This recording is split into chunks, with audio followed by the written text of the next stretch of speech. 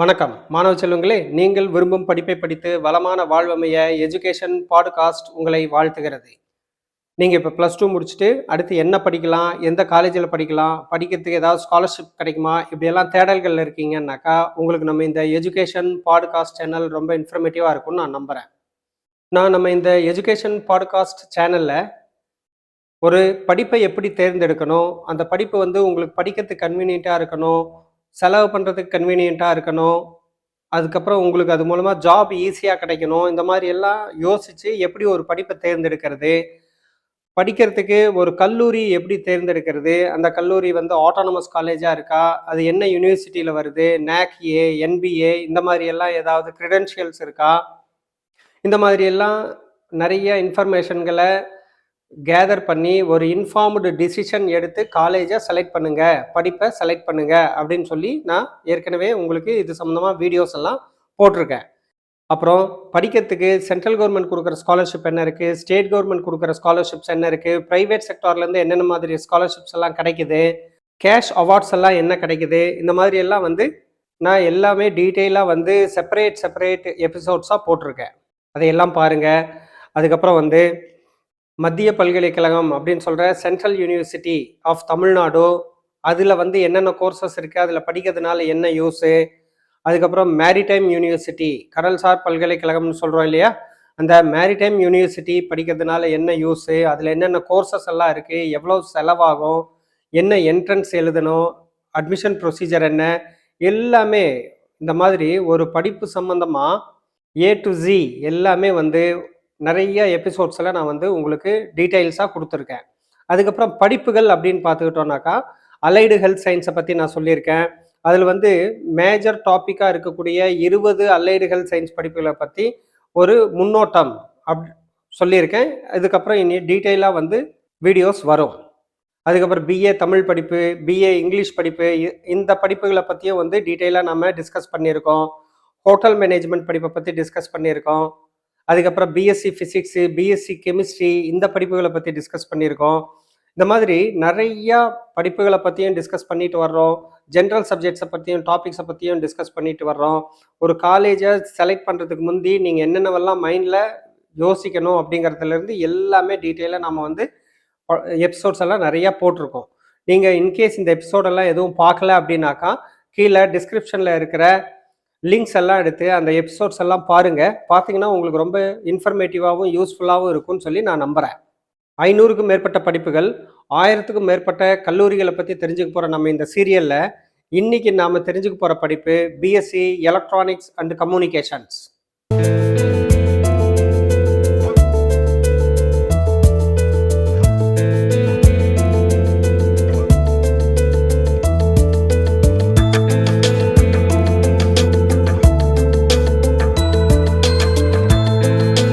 நான் சின்ன வயசாக இருந்தப்போ எங்கள் வீட்டில் ரேடியோ இருக்கும். நல்லா இந்த மாதிரி ஒரு ஸ்கொயர் பாக்ஸாக இருக்கும். அந்த ஸ்கொயருக்கு நடுவில் அப்படி ஒரு டிசைன் பண்ணியிருப்பாங்க. சென்டரில் பெரிய ஸ்பீக்கராக இருக்கும். அந்த ஸ்பீக்கருக்கு ஒரு ஆஃப் ஒயிட்டில் ஒரு கிளாத் எல்லாம் போட்டிருப்பாங்க. ரேடியோ அந்த காலத்தில் அதுதான் ரொம்ப ஃபேமஸ். அந்த ரேடியோ வால்வ் சிஸ்டத்தில் தான் வேலை செஞ்சது. சுவிட்ச் ஆன் பண்ணிங்கன்னாக்கா 5லேருந்து 7 நிமிஷம் ஆகும் அதுலேருந்து ரெஸ்பான்ஸ் வர்றதுக்கு. அந்த வால்வெல்லாம் அப்படியே லைட் எரியும், சின்னதாக எரியும், அதுக்கப்புறம் கொஞ்சம் அது பிரகாசமாக எரியும். அதுக்கப்புறம் தான் அதுலேருந்து கொர் அப்படின்னு ஒரு சவுண்டு வரும். இதுதான் தலைவர் ரெடி ஆகிட்டாரு அப்படிங்கிறதுக்கு சிக்னல். அந்த கொர் சவுண்டு வந்த உடனே டியூன் பண்ணுவோம். அது ஒரு முள் மேலே கீழே போயிட்டு வரும், டியூன் பண்ணுவோம். பக்கத்து வால்யூம் கேட்க ஆரம்பித்த உடனே அது பக்கத்துலேயே ஃபைன் டியூன் பண்ணுறதுக்குன்னு இன்னொரு நாப் கொடுத்துருப்பான். அது கொஞ்சம் சின்னதாக இருக்கும். அதை சுற்றினோன்னாக்கா அந்த முள் கொஞ்சமாக மேலே கீழே நகரும். இந்த பெரிய நாபை சுற்றினோன்னா அதிகமாக ஸ்பீடாக மேலே கீழே நகரும். இந்த ஃபைன் டியூன் பண்ணுறதுக்கு நாப் இருந்ததுன்னா அந்த ரேடியோ லேட்டஸ்ட் மாடல் ரேடியோ அப்படின்னு சொல்லி அதுக்கு ஒரு 10 ரூபா அதிகமாக சொல்லுவான். இந்த ரேடியோ கம்பெனி பேர் மர்ஃபி ரேடியோ அப்படின்னு ஒரு ரேடியோ தான் நம்ம சென்னையில் தமிழ்நாட்டிலெல்லாம் ரொம்ப ஃபேமஸாக இருந்தது. எங்கள் வீட்டில் இருந்ததெல்லாம் மர்ஃபி ரேடியோ தான்.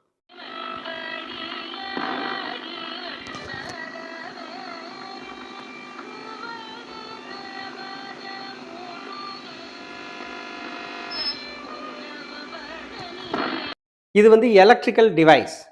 அதுக்கப்புறம் கொஞ்சம் எலக்ட்ரானிக்ஸ் இன்ட்ரடியூஸ் ஆகின புதுசில் கொஞ்சம் அந்த எலக்ட்ரானிக்ஸ் எல்லாம் இந்த டயோடு ட்ரையோடு இதெல்லாம் கண்டுபிடிச்சதுக்கப்புறம் ஆல்பர்ட் ஃப்ளெமிங் வந்து டயோடை கண்டுபிடிச்சாரு.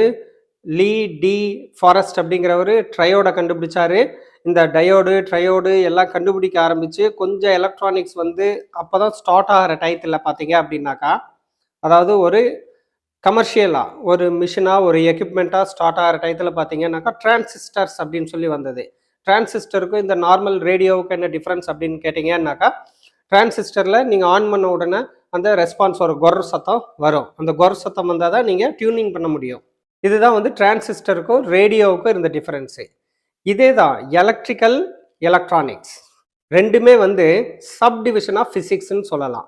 நீங்கள் சயின்ஸில் படிக்கிற ஃபிசிக்ஸு கெமிஸ்ட்ரி இதெல்லாம் படிக்கிறீங்க இல்லையா, அதில் வர்ற டிவிஷன்ஸ் தான் வந்து இந்த எலக்ட்ரிக்கலும் எலக்ட்ரானிக்ஸும். எலக்ட்ரிக்கலுக்கும் எலக்ட்ரானிக்ஸுக்கும் மெயின் டிஃப்ரென்ஸ் என்ன அப்படின்னு கேட்டிங்க அப்படின்னாக்கா, ஒரு கம்பேரிசனுக்கு சொன்னோன்னா அனலாக் டிவைசஸ் மாதிரின்னு எடுத்துக்கிட்டோம்னாக்கா, எலக்ட்ரானிக்ஸ் எல்லாம் வந்து டிஜிட்டல் டிவைசஸ் மாதிரி.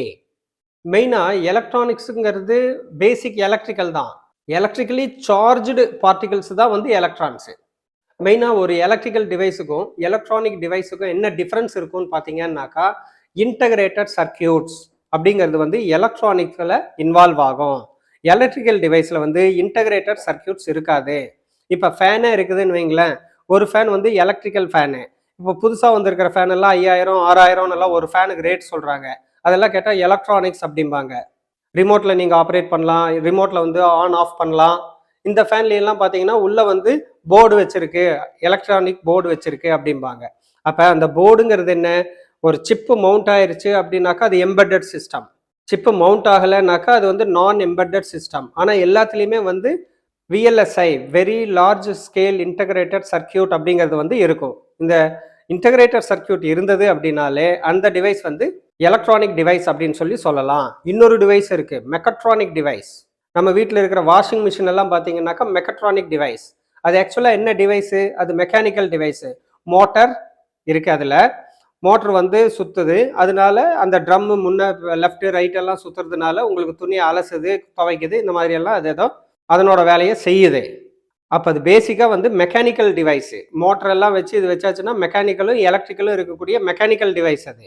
ஆனால் அதை வந்து ஆப்ரேட் பண்ணுறது, கண்ட்ரோல் பண்ணுறது எப்படி பண்ணுறோம், நம்ம எலக்ட்ரானிக்ஸில் தான் அந்த டிவைஸை வந்து இன்ஃப்ளூயன்ஸ் பண்ணுறோம். ஆன் பண்ணுறதாகட்டும், ஆஃப் பண்ணுறதாகட்டும், டைமர் செட் பண்ணுறதாகட்டும், இல்லைன்னா அதில் ப்ரோக்ராம் 1 2 3 எல்லாம் ப்ரோக்ராம்ஸ் கொடுத்துருப்பாங்க. மதர் போர்டு, இந்த மாதிரி எலக்ட்ரானிக் டிவைஸஸை வச்சு கண்ட்ரோல் பண்ணக்கூடிய மெக்கானிக்கல் எக்யூப்மெண்ட்ஸை எல்லாம் வந்து நம்ம மெக்கட்ரானிக் ஐட்டம்ஸ் அப்படின்னு சொல்லி சொல்கிறோம். அப்போ மெக்கட்ரானிக்ஸ்னால் என்னன்னாக்கா, மெக்கானிக்கலும் எலக்ட்ரானிக்ஸும் இன்வால்வ் ஆகி கம்பைன் ஆகி உருவான ஒரு மிஷின் தான் வந்து மெக்கட்ரானிக் மிஷின்ஸ் அப்படின்னு சொல்லி சொல்லலாம். இப்போ இருக்கிற மேக்ஸிமம் மிஷினரிஸ் எல்லாம் பார்த்தீங்கன்னாக்கா மெக்கட்ரானிக் மிஷினரிஸ்ன்னு தான் நம்ம சொல்லணும். இந்த எலக்ட்ரானிக்ஸ்லேயே பார்த்தீங்கன்னாக்கா micro electronics, nano electronics, opto electronics, quantum electronics, இந்த குவாண்டம் தியரின்னு எல்லாம் ஃபேமஸாக படிப்பாங்க இல்லையா, அந்த குவாண்டம் தியரி இதெல்லாமே வந்து எதில் வருதுன்னு கேட்டிங்கன்னாக்கா எலக்ட்ரானிக்ஸில் தான் வருது. இந்த எலக்ட்ரானிக்ஸ் டிவைசஸுக்கு ஒரு உயிர் நாடி எதுன்னு கேட்டிங்கன்னாக்கா செமி கண்டக்டர் அப்படிங்கிறது தான். செமி கண்டக்டர் அப்படின்னு ஒன்று கண்டுபிடிச்சதுக்கப்புறம் இந்த எலக்ட்ரானிக்ஸ் ஃபீல்டு வந்து ரொம்ப அதிகமாக பூஸ்ட் ஆக ஆரம்பிச்சிருச்சு. செமி கண்டக்டர்ஸ் தான் வந்து இப்போ இருக்கக்கூடிய எல்லா மதர் போர்டு ஆகட்டும், எல்லா எலக்ட்ரானிக் டிவைசஸ் ஆகட்டும், அதில் இருக்கக்கூடிய ஒரு மெயினான காம்போனன்ட் எதுன்னு பார்த்தீங்கன்னா செமி கண்டக்டர். செமி கண்டக்டர் வேர்ல்டில் பிக்கஸ்ட் மேனுஃபேக்சரர்ஸ் அண்ட் சப்ளையர் யாருன்னு பார்த்தீங்கன்னா சீனா. இந்த செமி கண்டக்டர் பிஸ்னஸில் மட்டுமே சீனா ஒவ்வொரு வருஷமும் ட்ரில்லியன் ஆஃப் டாலர்ஸை வந்து அது சம்பாரிச்சுக்கிட்டு இருக்கு. இப்போ நம்ம இந்தியாவும் வந்து மோடி கவர்மெண்ட்டு செமிகண்டக்டர் இண்டஸ்ட்ரீஸை நிறையா வந்து ஊக்குவிக்கணும் அப்படின்னு சொல்லி பார்த்துருக்காங்க. அது மூலமாக நம்மளும் வந்து குளோபல் மார்க்கெட்டில் நியர் ஃபியூச்சரில் செமிகண்டக்டர் சப்ளையராகவும் மேனுஃபேக்சரராகவும் இருப்போம். இப்போவே இருக்கும், பட் ரொம்ப ஸ்மால் லெவலில் இருக்கும். அதை வந்து இன்னும் சீனா லெவலில் போட்டி போட்டு நல்ல பெரிய லெவலில் கொண்டு வரணுங்கிறது நம்ம சென்ட்ரல் கவர்மெண்ட்டோட ஸ்கீமாக இருந்துட்டு இருக்கு. இப்போ அந்த மாதிரியெல்லாம் இண்டஸ்ட்ரீஸ் வர ஆரம்பிச்சிருச்சுனாக்கா நம்ம இந்த பிஎஸ்சி எலக்ட்ரானிக்ஸ் அண்ட் கம்யூனிகேஷன் ஸ்டூடெண்ட்ஸுக்கு வந்து நல்ல டிமாண்ட் இருக்கும் ஜாப் மார்க்கெட்டில். இப்போ எலக்ட்ரானிக்ஸ் டிவைசஸ் அப்படின்னு எடுத்துக்கிட்டீங்க அப்படின்னாக்கா ஸ்மார்ட் வாட்ச்லேருந்து எல்லாமே வந்துருச்சு. முதல்ல டிவி இருந்தது, அதுக்கப்புறம் நிறைய என்னென்னமோ டிவைசஸ் வந்தது, கம்ப்யூட்டர் வந்தது, மொபைல் ஃபோன் வந்தது. எல்லாத்துலேயுமே மதர் போர்டு இருக்குது, சிப் மவுண்டட் இருக்குது, எம்பெடட் சிஸ்டம்ஸ் இருக்குது. இது எல்லாமே வந்து எலக்ட்ரானிக்ஸ் தான். இப்போ ஸ்மார்ட் வாட்ச் வந்துருச்சு. நீங்கள்லாம் பிஎஸ்சி எலக்ட்ரானிக்ஸ் அண்ட் கம்யூனிகேஷன் படிங்க. படிச்சுட்டு ஸ்மார்ட் வளையல், ஸ்மார்ட் மோதிரம், ஸ்மார்ட் தோடு, ஸ்மார்ட் மூக்குத்தி எல்லாமே கண்டுபிடிங்க. ஸ்மார்ட் வாட்ச் கட்டுறவன் ஸ்மார்ட் மோதிரம் போட மாட்டானா? என்ன விற்றாலும் வாங்கிடுவாங்க. You will be the boss for that product. ப்ராடக்டை வந்து நீங்கள் உங்களோட காப்பிரைட் பண்ணிட்டீங்கன்னு வைங்க, வேர்ல்டில் யார் எங்கே தயாரித்தாலும் உங்களுக்கு காசு வந்துடும்.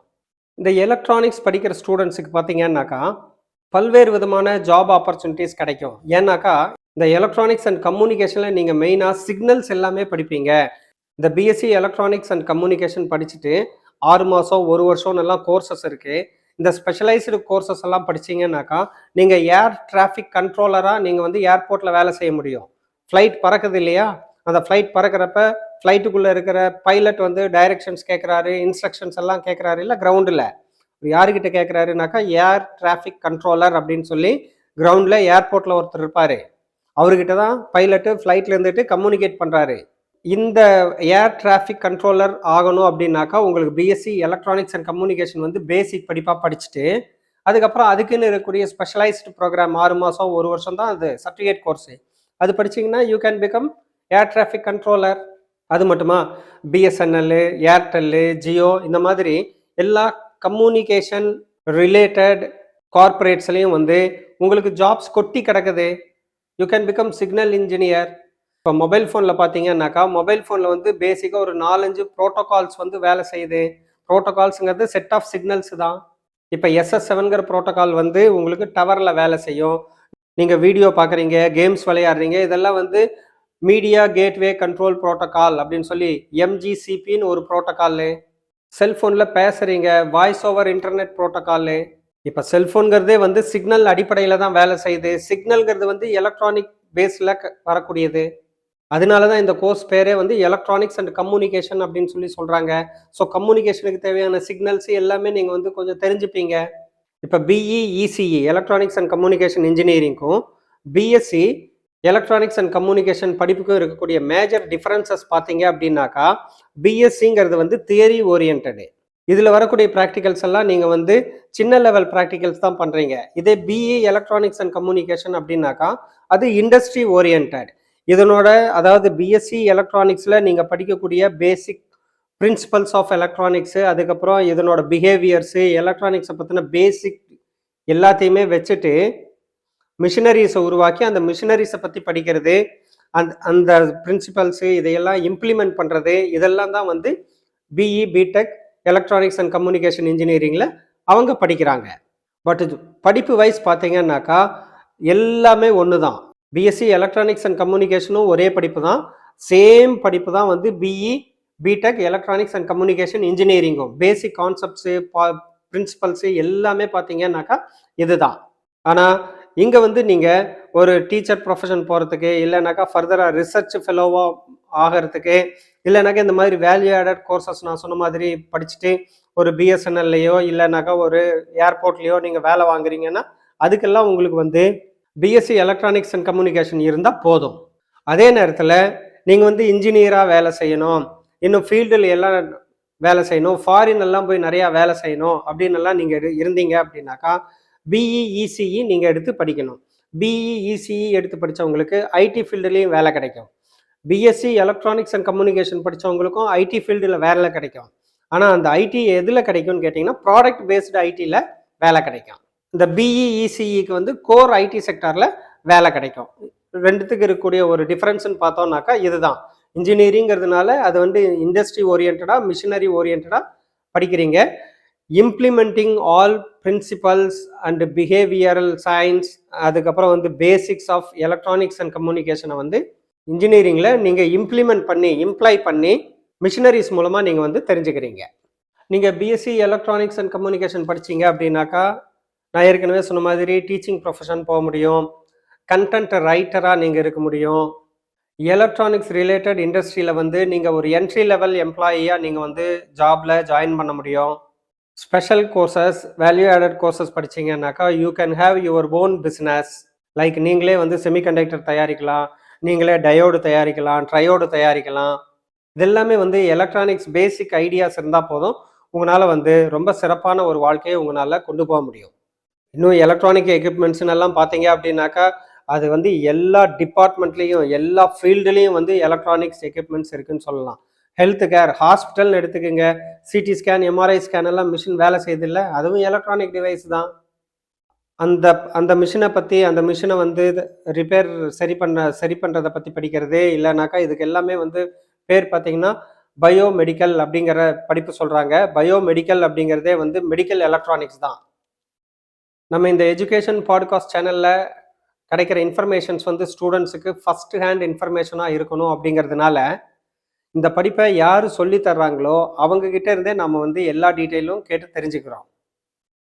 இப்போ நான் நாமக்கல்லிருந்து கரூர் போகக்கூடிய வழியில் இருக்கக்கூடிய ஆட்டானமஸ் இன்ஸ்டிடியூட்டான PGP college of arts and சயின்ஸில் electronics and communication department physics டிபார்ட்மெண்ட்டில் தான் இருக்கேன் நான். பிஎஸ்சி எலக்ட்ரானிக்ஸ் அண்ட் கம்யூனிகேஷன் படிப்பை பற்றி நமக்கு எக்ஸ்பிளைன் பண்ணுறதுக்கு நம்ம கூட அசிஸ்டன்ட் ப்ரொஃபஸர் முருகன் சார் இருக்கார். அவர்கிட்ட இந்த படிப்பை பற்றின நிறைய டீட்டெயில் தெரிஞ்சுக்கலாம். இந்த பிஎஸ்சி எலக்ட்ரானிக்ஸ் அண்ட் கம்யூனிகேஷன் பார்த்துட்டிங்கன்னா நீங்கள் +2ல் மேக்ஸ் பயாலஜி சயின்ஸ் குரூப் படிச்சிருந்தாலும் எலிஜிபிள் தான். இல்லைனா இஎம்ஆர் கோர்ஸ்னு சொல்லிட்டு நம்ம கவர்மெண்ட் ஸ்கூல்லாம் இருக்குது, அந்த இஎம்ஆர் கோர்ஸ் படிச்சிருந்தாலும் இதுக்கு எலிஜிபிள் தான். எந்த ஒரு கட் ஆஃப் மார்க்கோ எதுவும் இதுக்கு தேவை கிடையாது. இதில் எலிஜிபிலிட்டி இருந்துக்கணும். மேக்ஸ் ஒரு சப்ஜெக்டாக அவங்க படிச்சிருந்தாவே எலிஜிபிள் தான் இந்த BSc electronics and communication course join பண்ணுறதுக்கு. பிஎஸ்சி எலக்ட்ரானிக்ஸ் அண்ட் கம்யூனிகேஷன் பார்த்துட்டிங்கன்னா ஃபிசிக்ஸோட கம்பேர் பண்ணும்போது பிஎஸ்சி எலக்ட்ரானிக்ஸ் அண்ட் கம்யூனிகேஷன் வந்து ரொம்ப ஈஸியாக இருக்கும். ஸோ இப்போ பார்த்துட்டிங்கன்னா நவடேஸில் பார்த்துட்டிங்கன்னா எல்லா டெக்னாலஜியுமே பார்த்துட்டிங்கன்னா எலக்ட்ரானிக்ஸ் இல்லாமல் எந்த ஒரு டெக்னாலஜியுமே கிடையாது. ஸோ அதனால் பிஎஸ்சி எலக்ட்ரானிக்ஸ் அண்ட் கம்யூனிகேஷன் வந்து படிக்கிறதுக்கும் ஈஸியாக இருக்கும், புரிஞ்சுக்கிறதுக்கு ஈஸியாக இருக்கும், எந்த ஒரு கஷ்டமும் இருக்காது. ஸோ படித்தோம்னா 3 வருஷத்தில் ஈஸியாக நம்ம ஜாபுக்கு போயிடலாம். ஸோ இந்த மாதிரி ஆப்பர்ச்சுனிட்டிஸ்லாம் பிஎஸ்சி எலக்ட்ரானிக்ஸ் அண்ட் கம்யூனிகேஷன் படித்தா நமக்கு இருக்குது. ஸோ ஃபிசிக்ஸ்லேருந்து ஒரு டெவலப் ஆகி வந்த ஒரு கோர்ஸ் தான் BSc electronics and communication. So இது 3 இயர்ஸ் கோர்ஸு. ஸோ இதில் வந்து பார்த்துட்டிங்கன்னா ஃபஸ்ட் இயரில் வந்து பார்த்துட்டிங்கன்னா அவங்க தமிழ், இங்கிலீஷ், அப்புறம் இப்போ எலக்ட்ரானிக்ஸில் ஒரு சப்ஜெக்ட் படிப்பாங்க. செகண்ட் இயரில் அதேமாதிரி Tamil, English, maths, computer science இந்த ரிலேட்டடான கோர்ஸ்லாம் படிப்பாங்க. இது ரிலேட்டடான சப்ஜெக்ட்ஸ் தான் அவங்க படிப்பாங்க. அதுக்கப்புறம் தேர்ட் இயரில் full and full electronics, programming, micro controller, micro ப்ராசர், விஎல்எஸ்ஐ, ஸோ அது மாதிரி ஓரியன்டான டெக்னாலஜி ஓரியன்டாக ப்ரோக்ராமிங் ஓரியன்டான சப்ஜெக்ட்லாம் அவங்க தேர்ட் இயரில் படிப்பாங்க. ஸோ அதனால் என்ன பெனிஃபிட் அப்படின்னா, இப்போ வந்து ப்ரோக்ராமிங், கோடிங் இது இல்லாமல் இந்த செல்ஃபோனோ டிவியோ, இப்போ வந்து ஸ்மார்ட் டிவி இருக்குது, மொபைல்ஸ் இருக்குது, எலக்ட்ரானிக்ஸ் இல்லாமல் எங்கேயுமே கிடையாது. ஒரு சின்ன ஒரு ஸ்மார்ட் வாட்ச் எடுத்தாலுமே அதில் எலக்ட்ரானிக்ஸ் இருக்குது. ஸோ அது எலக்ட்ரானிக்ஸ் இல்லாமல் எதுவுமே இயங்காது. ஸோ எலக்ட்ரானிக்ஸ் ஒரு இம்பார்ட்டன்ட் சப்ஜெக்ட். ஸோ இது படித்தா பெட்டர் ஃப்யூச்சர் ஆப்பர்ச்சுனிட்டிஸ் இருக்குது, ஜாப் ஆப்பர்ச்சுனிட்டிஸ் இருக்குது. ஸோ இது படித்தா வந்து டிகிரி அவார்டாகும். அது இல்லாமல் வந்து பார்த்திங்கன்னா நம்ம குரூப் 1, குரூப் 2, குரூப் 4 இந்த மாதிரி எக்ஸாமினேஷன் நம்ம எழுதலாம். அது இல்லாமல் பார்த்துட்டிங்கன்னா வெளியில் வந்து நம்ம வந்து இஸ்ரோ இந்த மாதிரி வந்து இடத்துல நம்ம ஒர்க் பண்ணலாம். ஸோ இந்த மாதிரி ஜாப் ஆப்பர்ச்சுனிட்டிஸ் வந்து இந்த பிஎஸ்சி எலக்ட்ரானிக்ஸ் அண்ட் கம்யூனிகேஷன் படித்தா ரொம்ப ரொம்ப யூஸ்ஃபுல்லாக இருக்கும். பிஎஸ்சி எலக்ட்ரானிக்ஸ் அண்ட் கம்யூனிகேஷன் பார்த்திங்கன்னா 3 இயர் கோர்ஸு. பர் இயருக்கு வந்து பார்த்திங்கன்னா ஒரு 29,000 வந்து ஃபீஸ் வரும் நமக்கு. ஸோ அதில் வந்து 29,000 வந்து ஃபீஸ் பே பண்ணால் போதும் பர் இயருக்கு. இது 3 வருஷ கோர்ஸு. இதில் வந்து பார்த்திங்கன்னா எஸ்சி, எஸ்டி ஸ்காலர்ஷிப் கிடைக்கும். அது இல்லாமல் பிசி, பிசிஎம்முக்கெல்லாம் பார்த்துட்டிங்கன்னா உழவர் அட்டைன்னு சொல்லிட்டு அது மாதிரி இருந்தாலும் அது மூலம் நம்ம ஸ்காலர்ஷிப்பு வாங்கிக்கலாம். இந்த பிஎஸ்சி எலக்ட்ரானிக்ஸ் அண்ட் கம்யூனிகேஷன் கூட நம்ம டிப்ளமோ கோர்சஸ் படிக்கலாம். ஸோ அந்த டிப்ளமோ கோர்சஸ் நம்ம படித்தோம் அப்படின்னா ஏர்லைன் சம்மந்தப்பட்ட ஏர்லைன் செக்கரில் வந்து டிராஃபிக் லைன் செக்கரில் வந்து நம்ம வந்து ஒரு டிப்ளமோ கோர்சஸ் இருக்குது. அது படித்தோம்னா பிஎஸ்சி எலக்ட்ரானிக்ஸ் அண்ட் கம்யூனிகேஷன் முடிச்சு அதை படித்தோம்னா ஏர்லைன்ஸில் நம்ம ஜாப் ஆப்பர்ச்சுனிட்டிஸ் இருக்குது. அது இல்லாமல் பிஎஸ்சி எலக்ட்ரானிக்ஸ் அண்ட் கம்யூனிகேஷனுக்கு பிடிச்சதுக்கப்புறம் எம்எஸ்சி எலக்ட்ரானிக்ஸ் அண்ட் கம்யூனிகேஷன் நம்ம பண்ணலாம். ஸோ கம்யூனிகேஷன் இதில் வந்து பார்த்திங்கன்னா பிஇலையும் நமக்கு எலக்ட்ரானிக்ஸ் அண்ட் கம்யூனிகேஷன் இருக்குது. ஸோ அதோட கம்பேர் பண்ணும்போது பிஎஸ்சி எலக்ட்ரானிக்ஸ் அண்ட் கம்யூனிகேஷன் படித்தோம்னா பிஇக்கு சில இடத்துல வந்து ஜாப் எலிஜிபிலிட்டி நிறைய இடத்துல இல்லை. ஸோ அதுக்கு இடத்துல வந்து பிஎஸ்சி எலக்ட்ரானிக்ஸ் அண்ட் கம்யூனிகேஷன் இருந்துச்சுன்னா நமக்கு ஜாப் எலிஜிபிலிட்டி கிடைக்கும். ஏன் அது சொல்கிறோம் அப்படின்னா, ஸோ பிஇ வந்து பார்த்திங்கன்னா ஓவர் குவாலிஃபிகேஷன் அப்படின்னு சொல்லிட்டு அந்த இடத்துல ரிஜெக்ட் பண்ணுவாங்க. ஸோ அதுவே பிஎஸ்சி எலக்ட்ரானிக்ஸ் அண்ட் கம்யூனிகேஷன் முடிச்சிருந்தோம் அப்படின்னா ஸோ அந்த இடத்துல நமக்கு ஜாப் ஆப்பர்ச்சுனிட்டிஸ் இருக்குது. ஸோ ஈஸியாக நம்ம வந்து ஜாப்பில் வந்து ப்ளேஸ் ஆகிடலாம். இது ஒரு ஒண்டர்ஃபுல் ஆப்பர்ச்சுனிட்டிஸாக வந்து நமக்கு இருக்கும். ஸோ அதனால் வந்து compared to BE electronics and communication compare பண்ணும்போது பிஎஸ்சி எலக்ட்ரானிக்ஸ் அண்ட் கம்யூனிகேஷன் எடுத்து படித்தா ஃப்யூச்சரில் வந்து நல்ல ஒரு ஜாப் ஆப்பர்ச்சுனிட்டிஸ் நமக்கு கிடைக்கும். ஸோ ஃபர்தராக எம்எஸ்சி எலக்ட்ரானிக்ஸ் அண்ட் கம்யூனிகேஷன் படிக்கலாம். So MSc electronics and communication படிச்சுட்டு ஃபர்தராக பிஹெச்டி எலக்ட்ரானிக்ஸ் அண்ட் கம்யூனிகேஷன் நம்ம படித்தோம் அப்படின்னா கவர்மெண்ட் காலேஜுக்கெலாம் வந்து நம்ம அசிஸ்டன்ட் ப்ரொஃபஸராக நம்ம வந்து அப்பாயிண்ட் ஆகலாம். ஸோ இந்த மாதிரி டீச்சிங் ப்ரொஃபஷன்லையும் நமக்கு ஆப்பர்ச்சுனிட்டிஸ் இருக்குது. ஸோ அதனால் எலக்ட்ரானிக்ஸ் அண்ட் கம்யூனிகேஷன் படித்தா பெட்டர் ஃபியூச்சர் இருக்குது.